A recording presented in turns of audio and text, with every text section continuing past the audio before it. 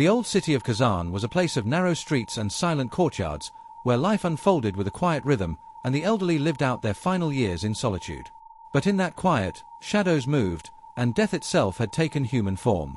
His name was Radik Tagirov. He was no stranger to the neighborhoods he haunted.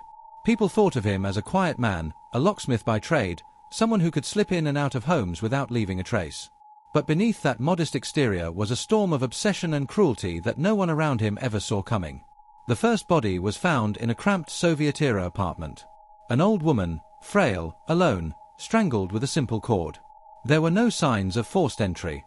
The door was intact, as if she had let someone in willingly. Police whispered among themselves, a burglary gone wrong. But they were wrong. This was not theft. This was hunger. Weeks later, another woman was found in another apartment, the same method, the same silence. Nothing stolen. Just life taken. Panic began to spread in hushed tones. Families told their grandmothers not to open the door to strangers. Neighbors double-checked their locks. Yet the killings continued. Tagirov had a ritual. He watched his victims for days, blending into the background like wallpaper. He knew when they woke, when they went to market, when they dozed in front of their televisions. And when the time was right, he entered, sometimes posing as a utility worker, sometimes with the ease of a man who knew locks better than most. His victims greeted him without fear. They never saw the danger until it was too late. He strangled quickly, clinically, leaving little struggle. He didn't seek valuables, didn't linger. For him, control was the prize. The silence after the final breath was the only thing that mattered. By the time investigators connected the dots, the press had already given him a name, the Volga Maniac. His hunting grounds spanned multiple cities along the Volga River.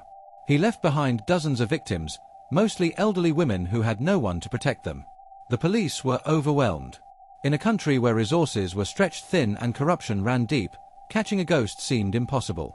But whispers turned into rumors, and rumors into terror. People began to lock themselves away, too frightened to answer the knock at their door. What made Tagirov so dangerous was not just his method, but his invisibility. He was the man no one noticed, the neighbor who nodded politely, the worker who passed by unnoticed.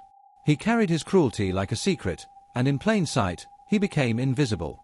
Years passed, and the killings slowed, but the shadow of the Volga Maniac lingered. Investigators refused to give up.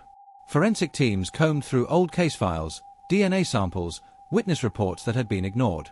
And then, a breakthrough, a genetic match linked Tagirov to one of the crime scenes. The web began to close.